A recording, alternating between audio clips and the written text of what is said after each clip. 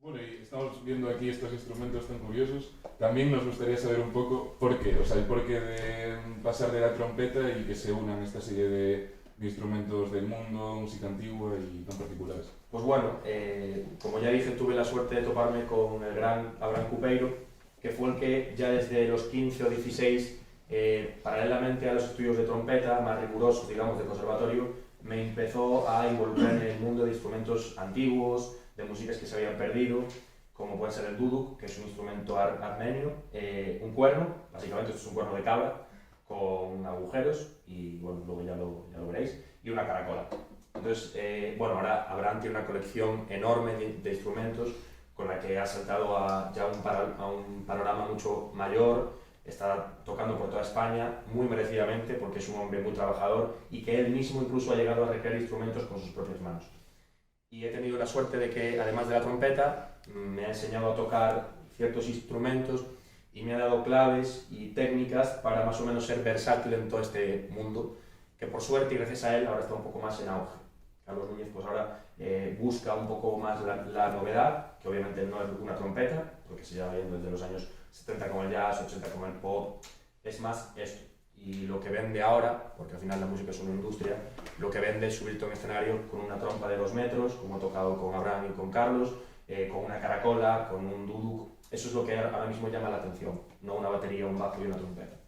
Entonces, pues bueno, ese interés también se va despertando porque ves que tiene resultado y que despiertas unas músicas que, como dice Cupeiro, se han olvidado. Se han olvidado. Ya no se toca, ya no se sabe usar una caracola, un cuerno, etc. Y viendo un poco tu andadura, la verdad es que llama la atención que tan joven, o sea, con 16 años, empieces ya a tocar a un nivel tan alto como el de Carlos Núñez, con la exigencia que eso supone en la Catedral de Santiago o con el propio Abraham. Entonces, ¿cómo te enfrentas a eso con 16 años, con 17? Pues mira, yo, si te soy sincero, creo que me lo empecé a creer cuando ya había acabado de tocar. Empecé a darme cuenta de lo que había hecho cuando ya había acabado todo, porque claro, realmente a mí me dijo Cupeiro, que fui gracias a él, una vez más, mira, vamos a tener que tocar con Carlos Núñez, en la catedral, con 2 trompetas medievales de 2 metros. Claro, yo con 16 años, pues que estás acostumbrado a ir de calles a jugar al FIFA y poco más, te ves que de repente pues tienes que estar en la Catedral de Santiago, rodeado de músicos de un nivel altísimo y con Carlos Núñez a la cabeza. Entonces, bueno, es eso, o sea, fue algo tan distinto que os diría que ni siquiera me dio tiempo a ponerme nervioso a afrontarlo y a asumirlo.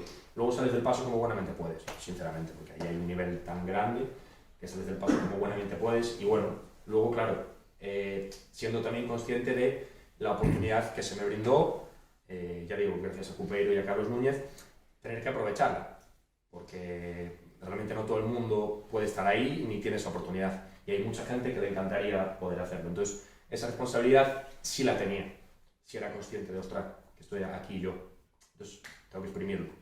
Pero bueno, luego son gente muy amable en el trato mano a mano, en los diálogos contigo, se portan muy bien contigo y eso te tranquiliza mucho, ver que gente ya con tanta trayectoria como Abraham, como Carlos, se preocupan por ti. Bueno, en el caso de Cupeiro es distinto porque llevo con él desde los 6 años, fui su primer alumno y para mí es casi como un padre musical y sin ser musical, que me ha enseñado mucho. Entonces, pues bueno, eso. Te diría que se asume más tarde luego, que en el momento estás tan focus que...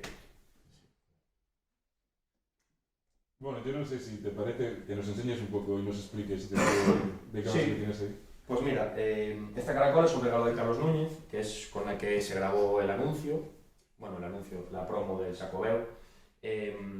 Y claro, es un instrumento muy peculiar porque hay tratados, existen tratados, incluso hay un petroglifo en Campo Lameiro donde se refleja una especie de figura humana, no se sabe muy bien porque pues es lo que hay, que toca pues una caracola con motivos bélicos. Sobre todo, pues bueno, no sé si visteis Vikingos. En Vikingos hay una escena en la que sale un dork, bueno, se llama un dork, que es una trompa, bueno, que tiene una especie de curvatura, y todos estos instrumentos tan imponentes, con un sonido tan imponente, porque esto, claro, solamente no impone mucho un tío como una caracola, pero el sonido, claro, esto puede llegar a 2, 3, 4, 5 kilómetros perfectamente. Entonces, cuando había que llevar a cabo una batalla o así, pues era muy muy típico que instrumentos con una sonoridad y con un timbre muy muy potentes se usasen. Y bueno, la caracola armónicamente no es muy versátil, como podéis imaginar. Claro, esto no tiene ningún tipo de tecnología instrumental, ni mucho menos, es simplemente que tu emisión de aire pasa por todos los conductos que tiene la caracola y genera, pues como vais a ver ahora, un estallido de sonido bastante grande. La nota que da es esta.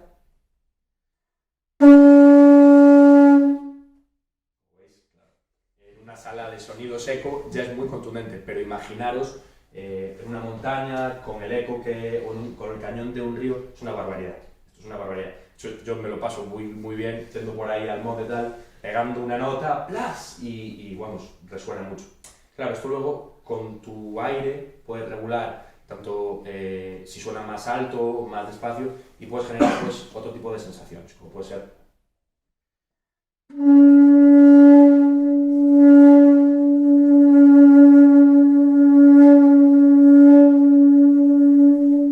para jugar con distancias de sonido, vibratos y demás. Luego tiene una cosa muy muy chula, que es que puedes simular más o menos el sonido del mar, que es muy muy tranquilizador.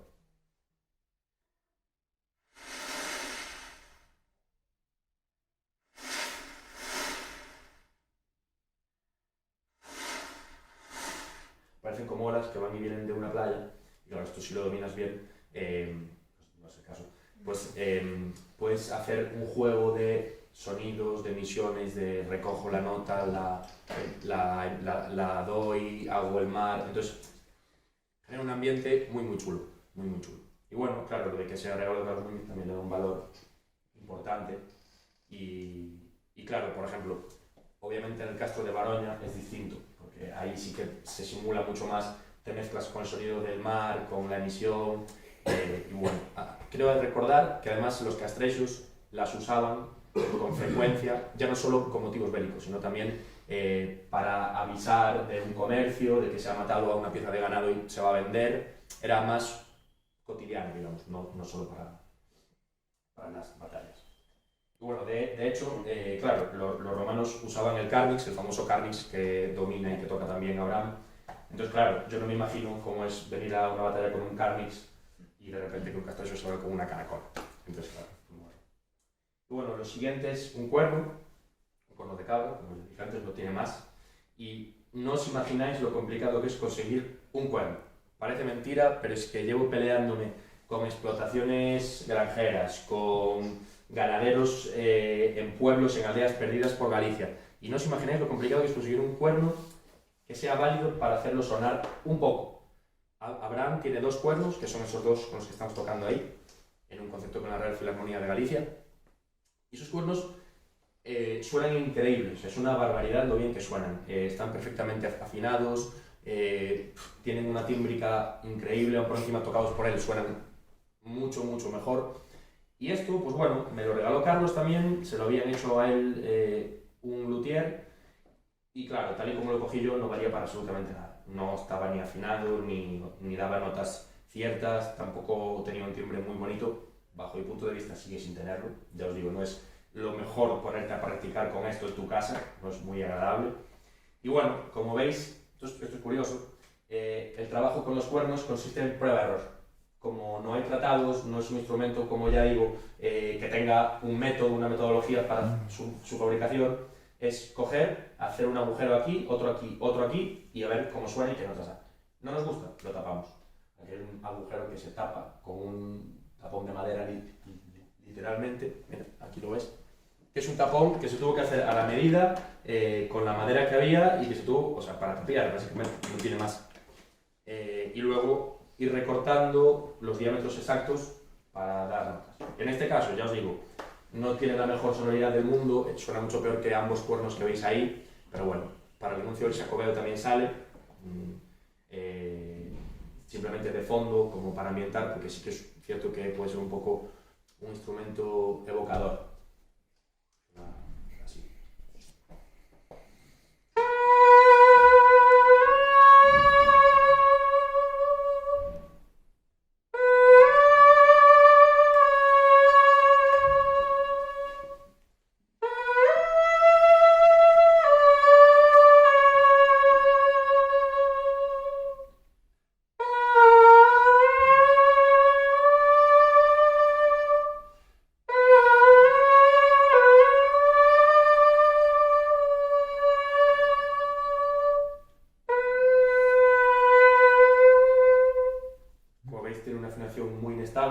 y el sonido es un poco estridente. Quizás tenga un timbre un poco, no sé, poco agradable. ¿Qué pasa? Que tiene un valor importante porque es un sonido que se ha perdido.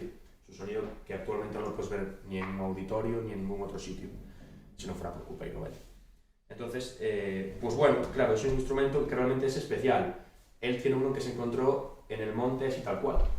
Se encontró un cuerno con los agujeros ya hechos, se cree que será de pastoreo, pero claro, es que, como le llama Cupeiro, o sons esquecidos, es un proyecto suyo que es magnífico, literalmente es un sonido que se olvidó, que ya no existe, que ya no se toca. Entonces, claro, tiene un valor para la música y culturalmente bastante importante. Bueno, por último, esto ya es otra cosa, porque digamos que el duduk no se conoce aquí en España. Te vas fuera de España y sí se conoce. Es un instrumento de origen armenio, que se lleva tocando muchos años y que obviamente ellos son unos hachas. Ellos lo hacen sonar muy bien.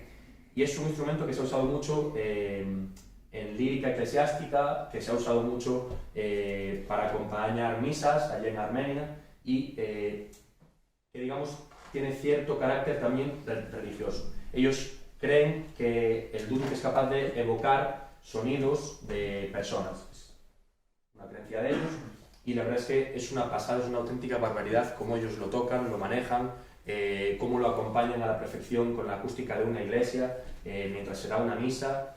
Bueno, claro, pues es como si os hablo de flamenco aquí en España, porque es su sonido, digamos, más natural.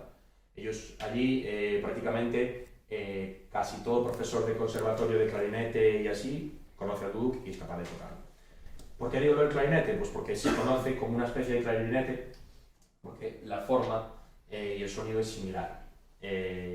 Lo que sería actualmente la payeta, que se conoce aquí, pues es bambú. Y bueno, existen varias afinaciones, este está en la.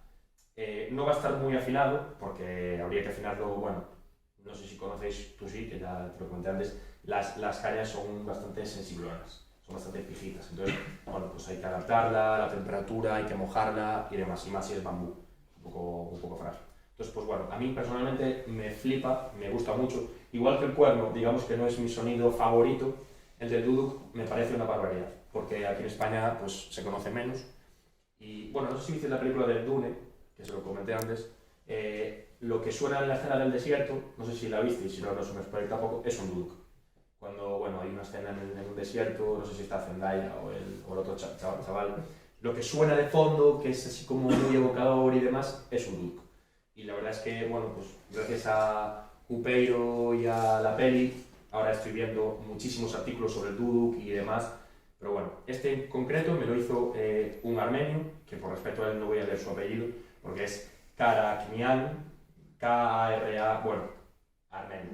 Y bueno, pues él además de ser un maestro del duduk increíble, vino aquí a Galicia a hacer una especie de masterclass, donde nos explicó técnicas, donde trajo duduks, le pudimos comprar duduks armenios originales, que no son los que se ven en Amazon, ni mucho menos.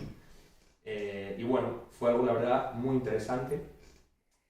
Abraham, con el don que tiene para tocar, porque tú a Abraham le das una hoja y hace maravillas con ella, en el disco Pangea, que os lo recomiendo encarecidamente, tiene una obra que se llama Armenia, que es una barbaridad, me parece increíble, donde el protagonista es el duduk. Y bueno, os lo voy a hacer sonar un poco, o intentarlo.